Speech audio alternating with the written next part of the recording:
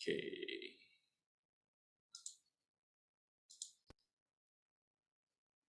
Oke.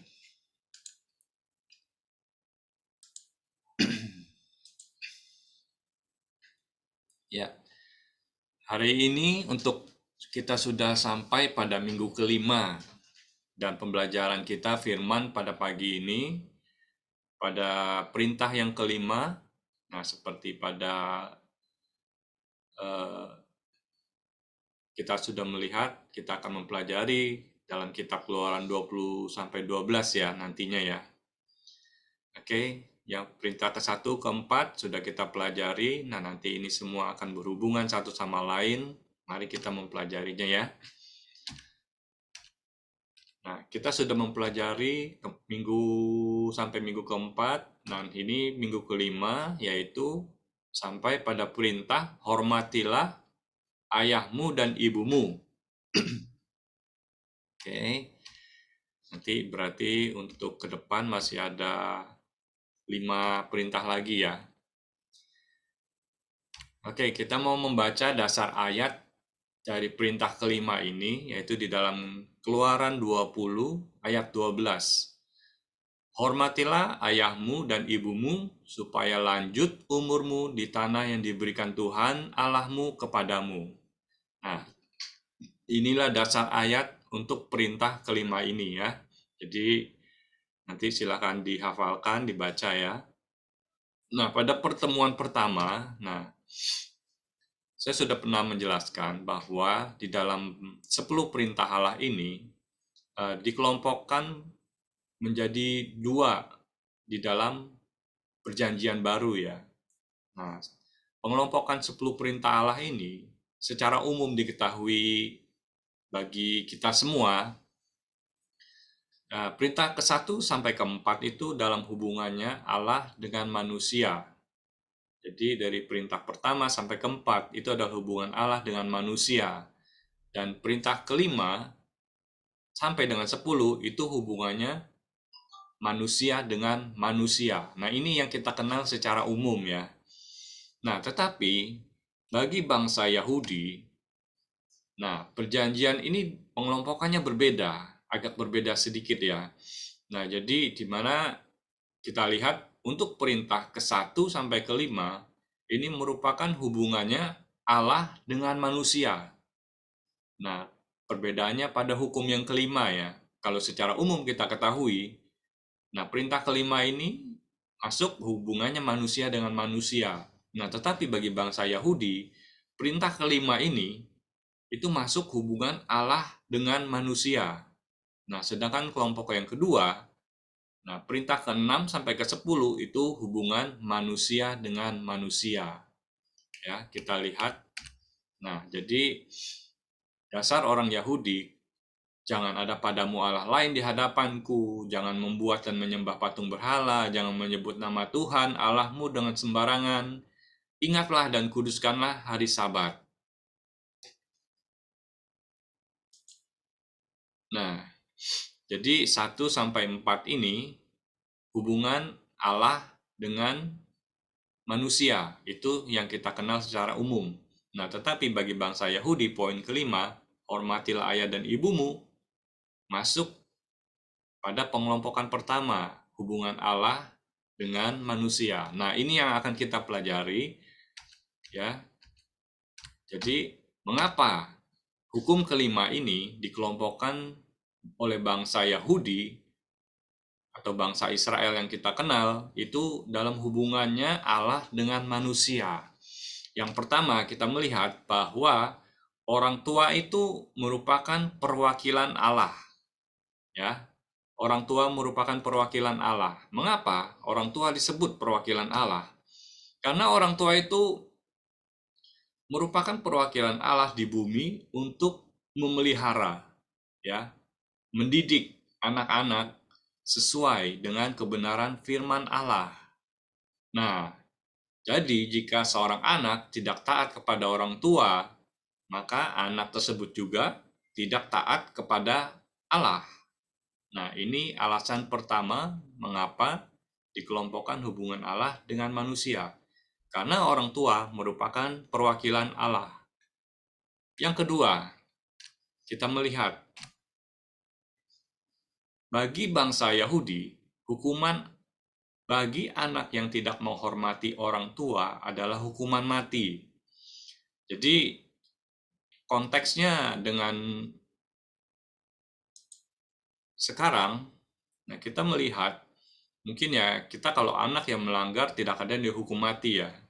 Nah, cuma bagi bangsa Yahudi dulu, nah kita mengenal di dalam berbagai firman ayat yang kita baca, nah bahwa seorang anak tidak menghormati orang tua, nah itu bisa dihukum mati.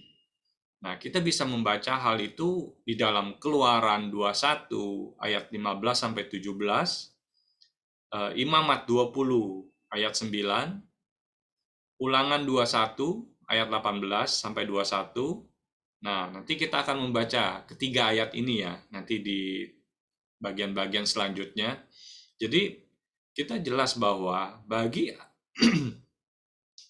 seorang anak yang sampai memukul, mengutuki, atau degil, membangkang kepada orang tua, pada zaman itu akan mendapatkan hukuman mati. Nah, jadi kita harus hati-hati ya. Nah, berbeda apabila seseorang memukul orang lain, bukan memukul orang tua, pada kitab Perjanjian Lama, itu tidak dihukum mati. Nah, jadi kita melihat hal inilah yang menjadi alasan.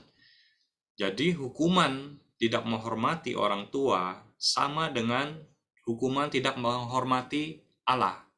Jadi bangsa Yahudi juga dulu kalau tidak menghormati Allah, dalam perintah 1 sampai ke 4 kita mempelajari ya. Jadi orang yang tidak mentaati, tidak menghormati Allah, pasti hukumannya mati. Nah, begitu pula pada hukum yang kelima ini, jika seseorang tidak menghormati orang tuanya, ayah ibunya, maka dia akan dihukum mati.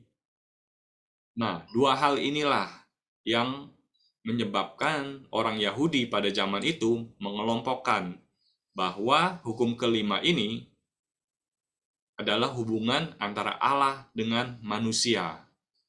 Ya, dua alasan ini. Alasan yang pertama, ya tadi kita sudah lihat bahwa orang tua merupakan perwakilan Allah. Nah, yang kedua, bagi orang yang melanggar, anak yang melanggar tidak menghormati orang tua, ini hukuman mati. Jadi hukumannya sama dengan hukuman orang yang tidak menghormati Allah. Seperti itu ya. Oke, selanjutnya kita mau belajar. Sikap apa saja yang harus ada pada seorang anak terhadap orang tuanya ya.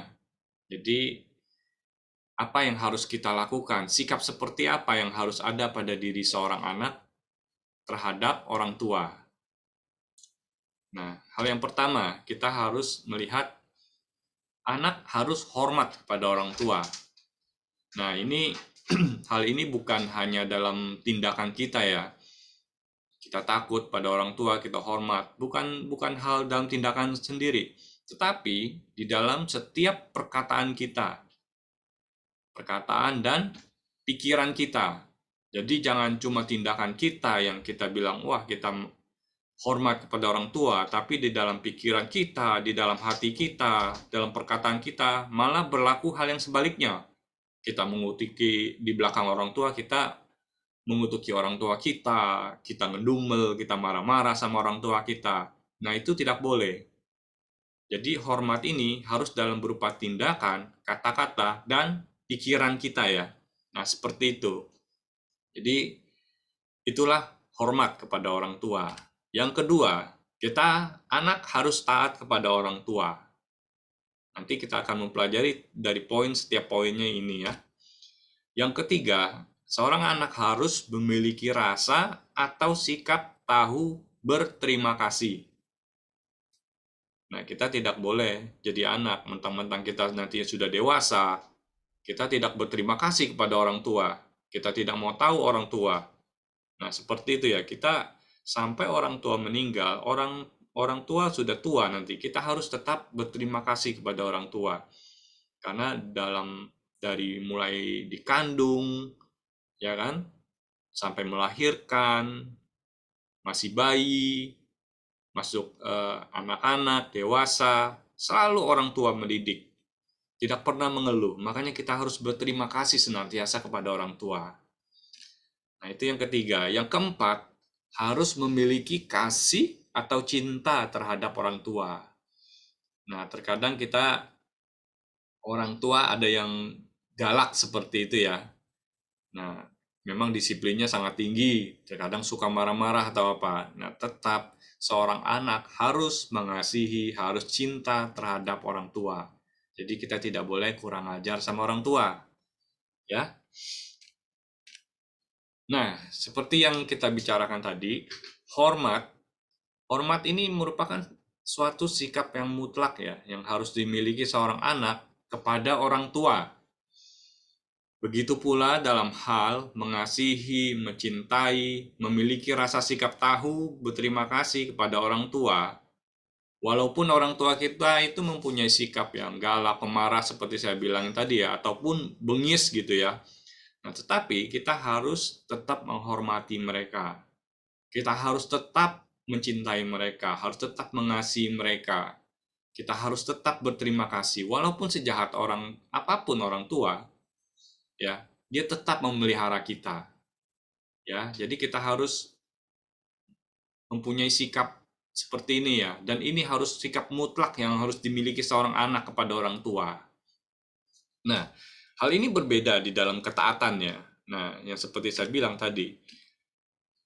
Nah, ketaatan kepada orang tua itu kita harus melihat hal itu dalam sudut pandang bahwa ketaatan tersebut tidak melanggar firman Tuhan. Jadi kita harus mentaati orang tua kita ya. Bukan berarti kita harus boleh melawan seperti itu. Nah, kita harus melihat ketaatan kita itu kepada orang tua harus sesuai firman Tuhan. Jadi kita melihat di sini bahwa mentaati orang tua itu tidak mutlak. Nah, jadi kita harus uji dulu. Saya kasih contoh ini di dalam Efesus 6 ayat 1. Hai anak-anak, taatilah orang tuamu di dalam Tuhan, karena haruslah demikian. Nah, kita lihat di dalam tulisan yang warna merah, taatilah orang tuamu di dalam Tuhan. Nah, kalau orang tuanya memberikan perintah kepada kita, itu tidak sesuai firman Tuhan, melanggar firman Tuhan, kita tidak boleh menurutinya. Ya, nanti akan dijelaskan contoh-contohnya. Nah, kita lihat lagi di Efesus 6 ayat 1, tadi sudah ya, maaf ya. Nah, di dalam Kolose 3 ayat 20. Hai anak-anak, taatilah orang tuamu dalam segala hal, karena itulah yang indah di dalam Tuhan. Nah, memang hal ini ditekankan bahwa ketaatan kita itu harus dalam segala hal. Nah, tetapi kita tidak boleh melawan di dalam Efesus 6 ayat 1 bahwa kita harus taat kepada orang tua itu di dalam Tuhan. Jadi artinya apa? Setiap perintah yang diberikan, segala hal yang diperintahkan ke orang tua kepada anak-anaknya, selama itu tidak melanggar terhadap perintah Tuhan, firman Tuhan, itu harus kita lakukan. Nah, itu sikap yang harus kita miliki seorang anak terhadap orang tuanya.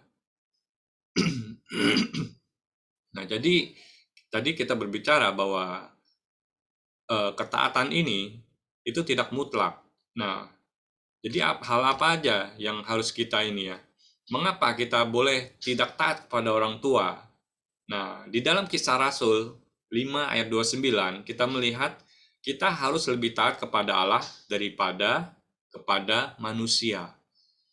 Nah, jika ada perintah manusia atau perintah orang tua tapi melawan akan kehendak Allah, kita tidak boleh taat kepada orang tua. Tetapi kita harus tetap hormat kepada orang tua karena hormat itu mutlak.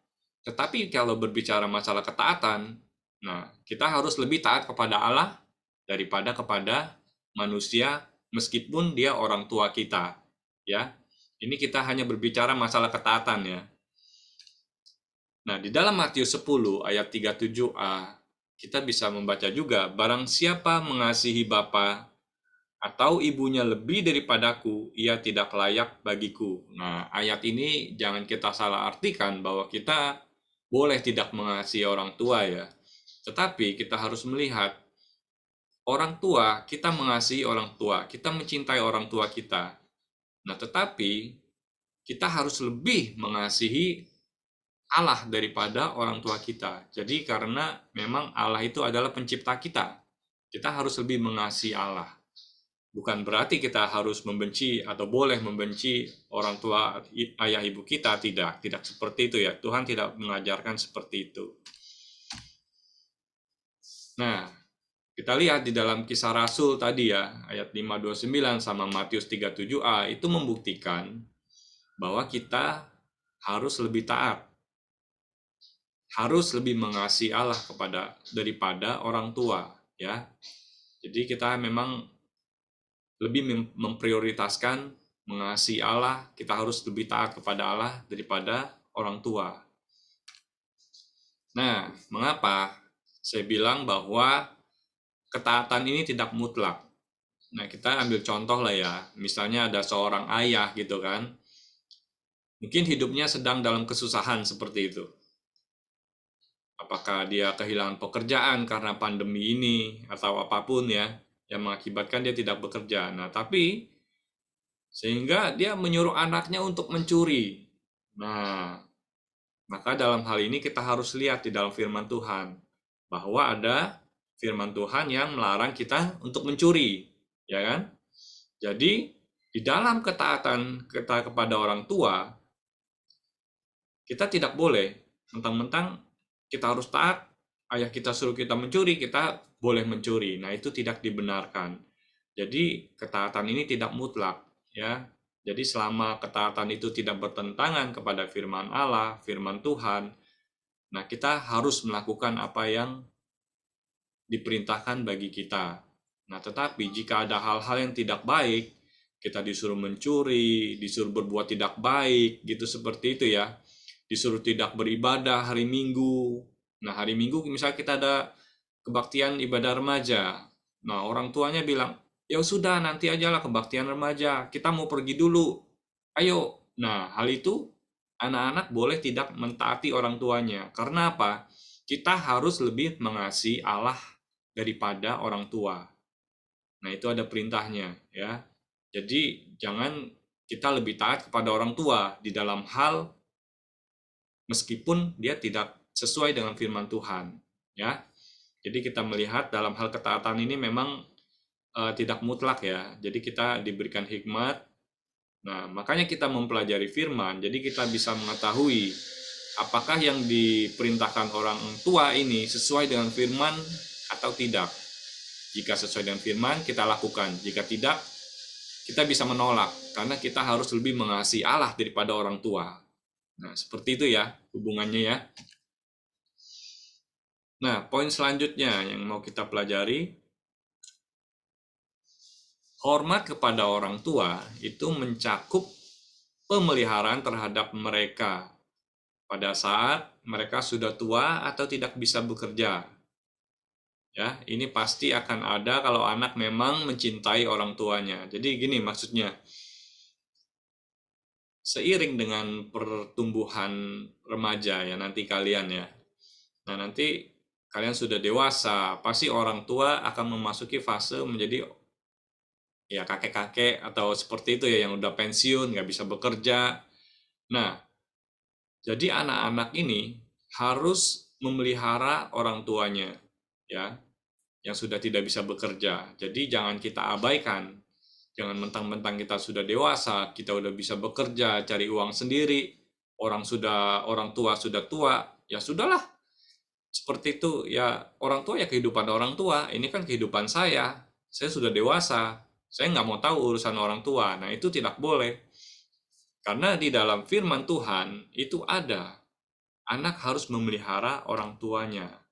Nah, kita lihat di dalam cerita Matius 15:4-6, saya bacakan, sebab Allah berfirman, hormatilah ayahmu dan ibumu, dan lagi, Siapa yang mengutuki ayahnya atau ibunya pasti dihukum mati.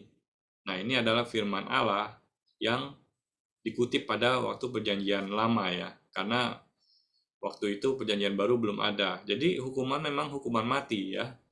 Tetapi kamu berkata, barang siapa berkata kepada bapaknya atau kepada ibunya, apa yang ada padaku yang dapat digunakan untuk pemeliharaanmu, sudah digunakan untuk persembahan kepada Allah. Orang itu tidak wajib lagi menghormati bapaknya atau ibunya. Dengan demikian firman Allah kamu nyatakan tidak berlaku demi adat istiadatmu sendiri. Nah, seperti itu ya. Jadi maksudnya ayat ini mentang-mentang seorang anak sudah dewasa seperti itu ya. Bahkan dia bilang, saya sudah mempersembahkan uang atau harta saya itu untuk kepada Tuhan. Jadi saya sudah tidak punya kewajiban lagi untuk memelihara orang tua gitu kan. Karena saya sudah gunakan itu persembahan untuk Tuhan. Nah, itu alasan sebenarnya kalau kita lihat bagus ya. Nah, tetapi Tuhan tidak menginginkan hal itu. Ya. Jadi Tuhan mau menginginkan bahwa kita juga harus memelihara orang tua kita. Nah, jangan kita mengabaikan mereka, kehidupan mereka. Walaupun dengan berdalih kita menggunakan uang yang kita punya untuk pekerjaan Tuhan, seperti itu ya, untuk persembahan di gereja, seperti itu. Tapi kita mengabaikan orang tua kita, nah itu kita dianggap sebagai orang yang berdosa. Karena di situ ayat yang terakhir kita lihat, dengan demikian firman Allah, kamu nyatakan tidak berlaku demi adat istiadatmu sendiri. Nah, jadi firman Allah ini diabaikan, ya, demi adat istiadat mereka sendiri, demi pengertian mereka sendiri, seperti itu. Nah, itu tidak boleh. Nah, ayat ini sangat menekankan bahwa setiap anak yang sudah dewasa, jika orang tua sudah memasuki usia pensiun, tidak bisa bekerja lagi, nah mereka wajib memelihara orang tuanya ya. Seperti itu ya. Nah, terus apa janji Tuhan kepada seorang anak yang mematuhi perintah kelima ini? Nah, Tuhan selain memberikan perintah, Tuhan juga memberi janji setiap kehidupan untuk orang percaya. Nah, kita lihat di dalam Efesus 6 ayat 1 sampai 3. Hai anak-anak, taatilah orang tuamu di dalam Tuhan. Yang kita baca tadi ya. Karena haruslah demikian. Hormatilah ayahmu dan ibumu. Ini adalah suatu perintah yang penting. Seperti yang nyata dari janji ini. Nah, Tuhan berjanji di ayat yang ketiga, supaya kamu berbahagia dan panjang umurmu di bumi. Nah, kita melihat dalam hal seorang anak mentaati perintah yang kelima ini, dia akan mendapatkan suatu kebahagiaan di dalam kehidupannya ya. Di bumi ini, dan Allah akan senantiasa memelihara kehidupannya. Jadi jangan kita berpikir bahwa kita menuruti, mentaati, menghormati orang tua, bahwa ini bukan suatu hal yang tidak baik ya, atau memberatkan kepada seorang anak. Tapi Tuhan malah memberkati seorang anak yang mengasihi orang tuanya, yang mau memelihara anaknya. Tidak mungkin kita sebagai anak yang taat di dalam Tuhan, kita mengasihi orang tua kita.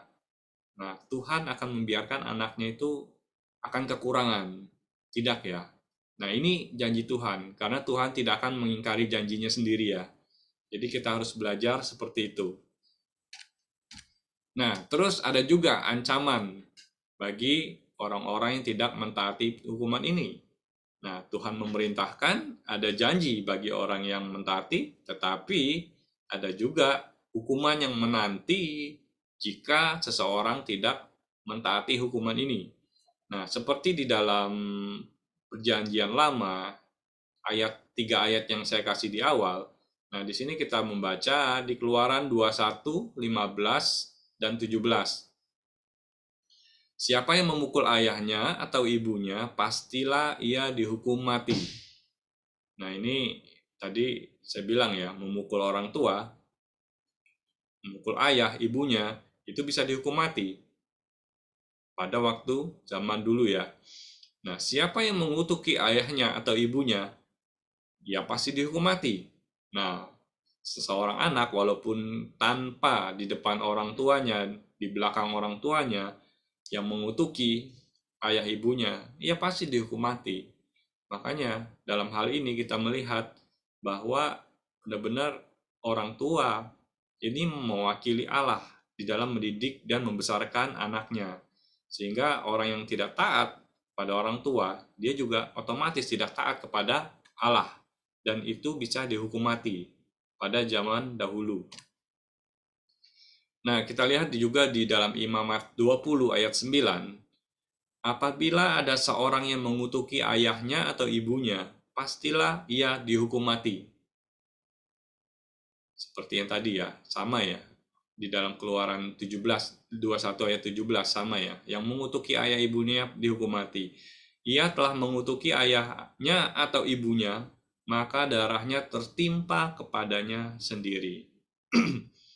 Jadi seperti itu ya.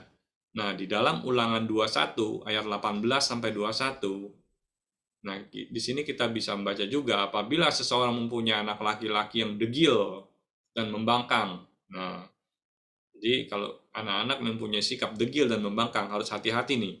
Yang tidak mau mendengarkan perkataan ayahnya dan ibunya, dan walaupun mereka menghajar dia, tidak juga ia mendengarkan mereka, maka haruslah ayahnya dan ibunya memegang dia dan membawa dia keluar kepada para tua-tua kotanya di pintu gerbang tempat kediamannya, dan harus berkata kepada para tua-tua kotanya, anak kami ini degil dan membangkang. Ia tidak mau mendengarkan perkataan kami, ia seorang pelahap dan peminum. Maka haruslah semua orang sekotanya melempari anak itu dengan batu sehingga mati. Demikianlah harus kau hapuskan yang jahat itu dari tengah-tengahmu, dan seluruh orang Israel akan mendengar dan menjadi takut. Jadi, di dalam hukum dulu, seorang anak tidak mau mendengarkan orang tua walaupun sudah dinasehatkan berkali-kali seperti itu ya. Dia tetap degil, tetap membangkang, tidak patuh pada orang tuanya. Jadi ya orang tuanya bisa bertindak seperti ini. Nah, walaupun dengan kaitannya zaman sekarang ya, kita tidak melihat bahwa hukuman ini berlaku lagi ya. Dan terutama tidak ada seorang tua pun, satu orang tua yang tega untuk memberi hukuman kepada orang tua, memberi hukuman kepada anaknya sampai hukuman mati ya. Tetapi itulah kenyataannya pada zaman dahulu. Nah, bukan berarti walaupun meskipun hukuman zaman dahulu ini tidak berlaku bagi kita sekarang, nah bukan berarti kita sah oke-oke aja untuk tidak taat kepada orang tua. Kenapa? Karena bagi seorang anak yang tidak percaya kepada Kristus, ya, bagi seseorang yang tidak percaya pada Kristus, kita melihat bahwa upah dosa itu adalah maut. Ya, jadi seorang anak yang melanggar perintah ini yang tidak taat pada orang tua, ia berbuat dosa, ya. Dan upah dosa itu adalah maut. Dan maut itu akan mendapat penghukuman kekal di neraka nantinya. Nah, meskipun di dunia ini hukuman mati tidak diberlakukan lagi, tetapi hukuman Allah itu tetap berlaku bagi anak-anak yang tidak taat kepada orang tua sampai matinya orang tua. Jika anak itu tidak bertobat, ya, jika anak itu tidak percaya kepada Yesus Kristus, maka upah dosa itu tetap ada dan penghukuman Allah itu tetap menyertainya sampai penghukuman kekal nanti di neraka. Ya, tetapi bagi orang yang percaya kepada Yesus, ya seperti saya bilang tadi, dosa merupakan apa? Meskipun orang yang percaya kepada Yesus, kalau seorang anak berbuat dosa, dosa itu bisa membawa dampak hubungannya kepada Allah. Ya, jadi dalam kehidupannya mungkin dia tidak berbahagia, berkat-berkat Allah tidak turun, tidak ada damai sejahtera di dalam kehidupannya, tidak ada sukacita, ya.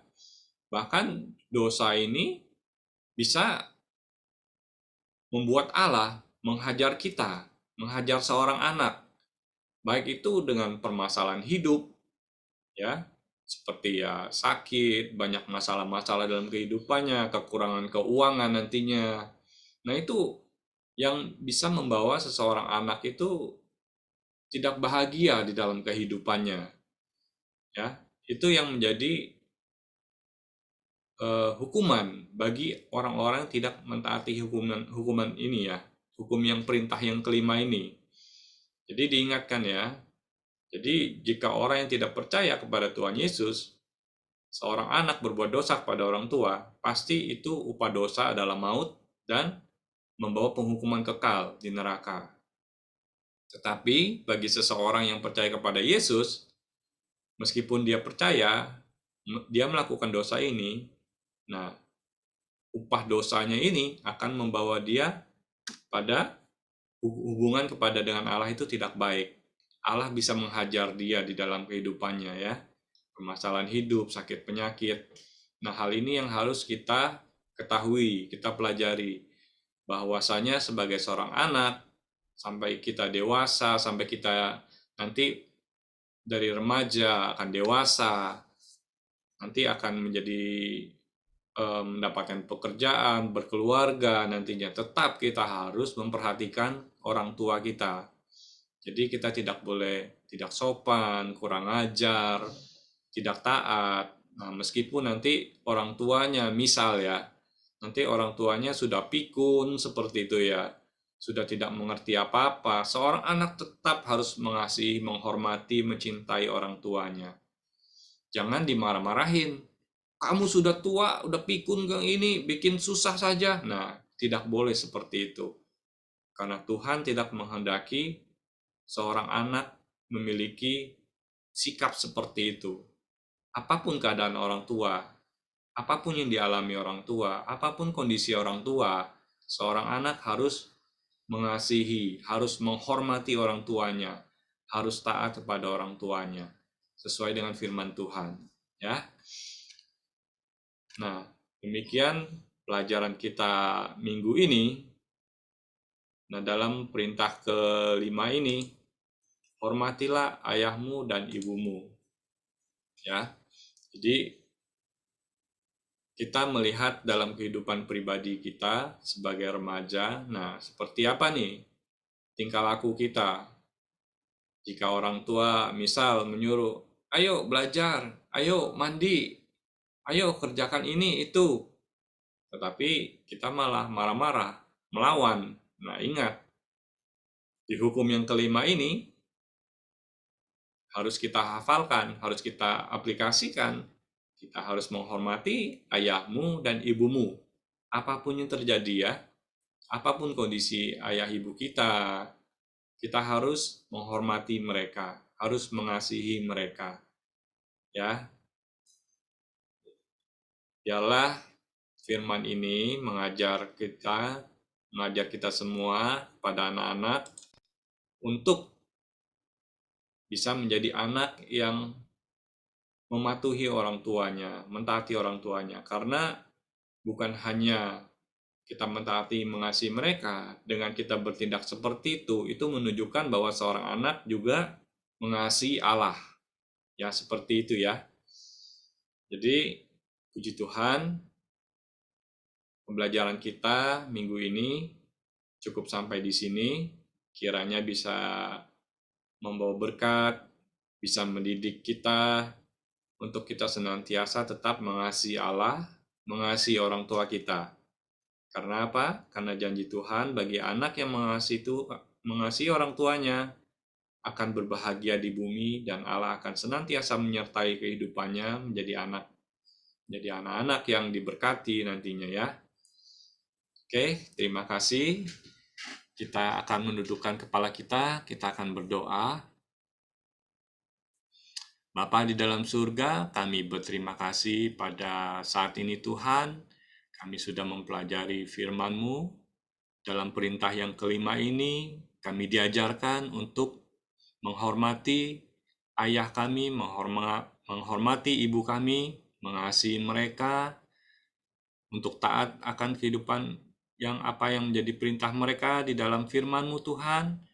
Biarlah Tuhan, dalam hati, di dalam kehidupan para remaja ini, di dalam perkembangan kehidupan mereka, masa depan mereka Tuhan, Kau tuntun untuk senantiasa memiliki sikap yang menghormati kedua orang tuanya Tuhan. Sebagaimana mereka menghormati orang tua, mereka juga akan mengasihi Allah. Terima kasih Tuhan untuk pembelajaran firman-Mu. Kiranya firman-Mu melekat di dalam hati mereka, membawa firman ini di dalam setiap napas hidup mereka. Biarlah mereka senantiasa menyenangkan hati Engkau Tuhan. Terima kasih Tuhan untuk waktu ini. Kami mengucap syukur. Kami bisa beribadah bersama-sama dan terutama mendengarkan firman-Mu.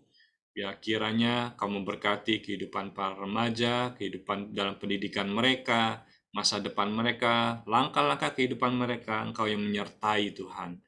Terima kasih Bapa, kami mengucap syukur, kami berdoa hanya di dalam nama Tuhan Yesus Kristus, Tuhan kami. Haleluya, amin.